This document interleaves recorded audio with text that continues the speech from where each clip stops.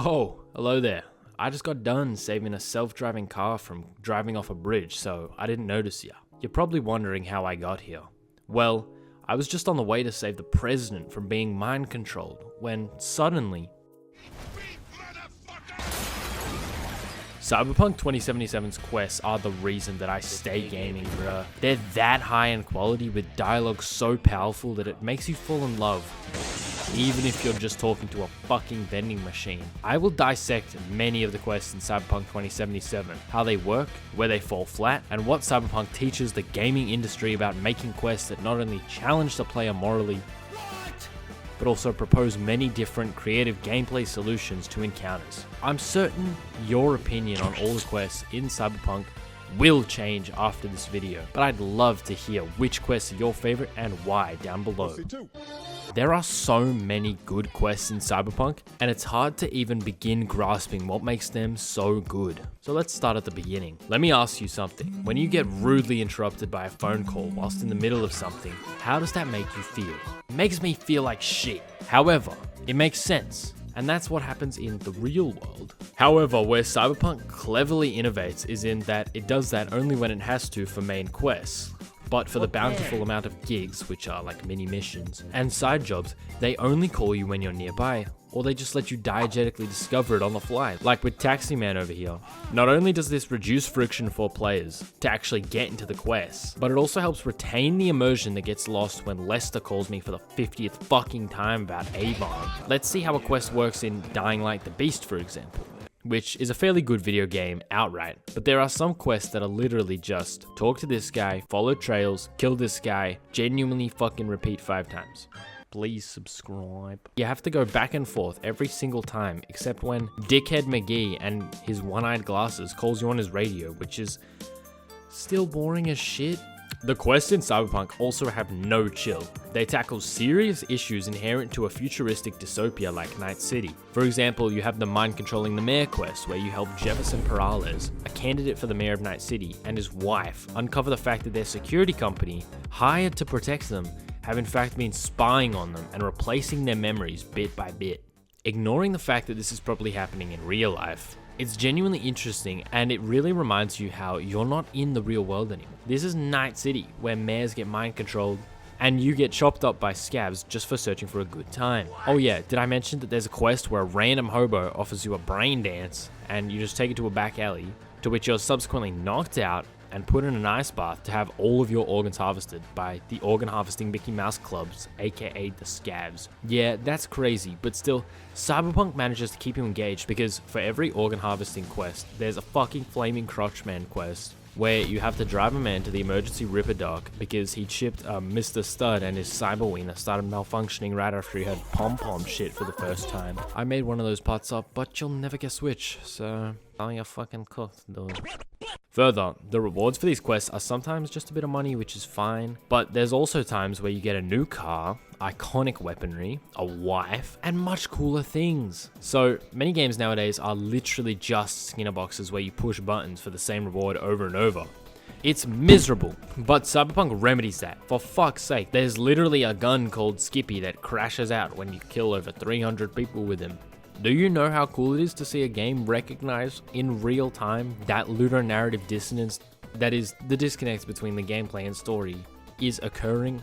It's very cool, is the answer. There was once a YouTuber who made a 34-minute video about one quest, and despite not knowing his reason, I could guess that it's slightly similar to me, who wants to discuss just how good the quests in CP are, and how they starkly contrast quests in other games. Quests in most games simply do not stack up to the quests in Cyberpunk, but some do. Let's start off with the bad, because to be fair, I'm a negative Nelly. First up is everyone's favorite punching bag, Ubisoft. Far Cry 5's quests were genuinely disappointing. Aside from the odd gem here and there, like the quest about the diabetic bear named Cheeseburger, there were so many quests that were literally just follow sparkles and press lever for food. It's not that they can't make good quests, it's that they choose not to. And that's what Cyberpunk gets right. Because think about it, just off the top of my head, in 5 seconds, how about this? Since the land is overrun with a cult, Joseph Seed and his fucking snot physics, what about a quest where you accompany an NPC who's been indoctrinated into the cult and has hired you to save his family member with him? But it turns out his family member is actually being tortured by the yes guy from the cult. Now, depending on your performance in the mission and dialogue choices, you can either save the guy and the quest giver, ferrying them away from the cult and getting a new companion, or accidentally get him and his family member indoctrinated and lead them both down a path that lets them be mini-bosses later. Wouldn't that be fucking cool? What about the good though? A select few games that, if you clicked on this video, I'm sure you've heard of, gets quests even better than Cyberpunk. The Fallout New Vegas's, the Baldur's Gate 3's, the Metro Exodus's, you get me. These games have failable quests that are not only diegetic to your overall journey, but also they always bring in every aspect of everything, not just gameplay, like including a political angle, an emotional angle, a physical angle, whether you're recoiling, in disgust, or jumping for joy after seeing Somi for the 70th time. The point I'm trying to make is that Cyberpunk's quests feel as if they're taking the skeleton bare bones aspects of Ubisoft quest design and shitty ass Dying Light quest design and really fleshing them out and giving them proper meat and legs to stand on. Where a bad quest is a simple button pushing for a number to go up, a good quest challenges, engages, separates people, and burns its way into your memory. And let me tell you, making good quests isn't even that hard. Now let me ask you a quick question. If you had all the resources and all the time in the world, wouldn't you make a good quest as a game studio? Of course you'd say yes, right? Who wouldn't? Well, I'll tell you who wouldn't. Most game developers. Simply because of how deeply gaming as a business has infested itself into gaming as a whole. It's supposed to be an art form that blends the best of all other art forms, but instead it's being treated as entirely profit-based rather than art. Game developers don't want to make players uncomfortable because they might leave. A quest where you deal with, frankly, a fucking crazy man and then nail him to a cross live on TV for apparently no reason, well, it simply doesn't have mass appeal.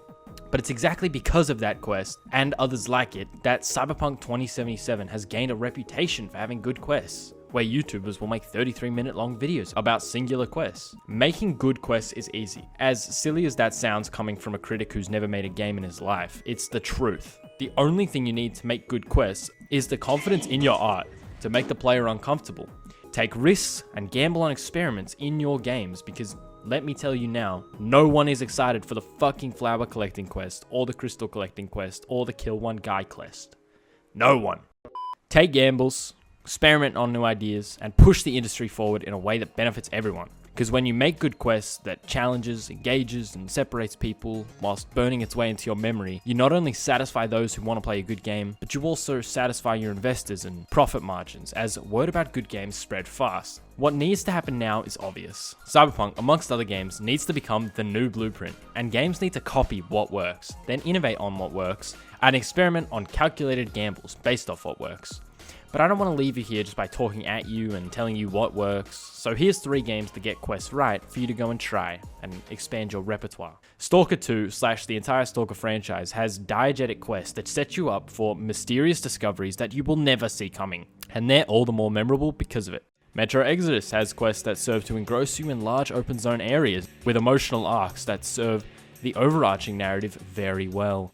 And finally, Darkwood is a surreal experience with bizarre characters and quests that leave you feeling wrong in all the right ways. Go away from this video and challenge your favorite games. Think, is this art or am I a rat in a cage, pushing buttons so that numbers go up? Because it might ruin some games for you, but you'll thank me in the long run when gaming's potential is finally fully realized. The quests in Cyberpunk are just so good. From the infamous Perales quest to the bizarreness of the fucking Flaming Crotch Man quest, Cyberpunk 2077 has the best quest I've seen in a long time. Goodbye. Oh, subscribe needs to become the new blueprint, and games need to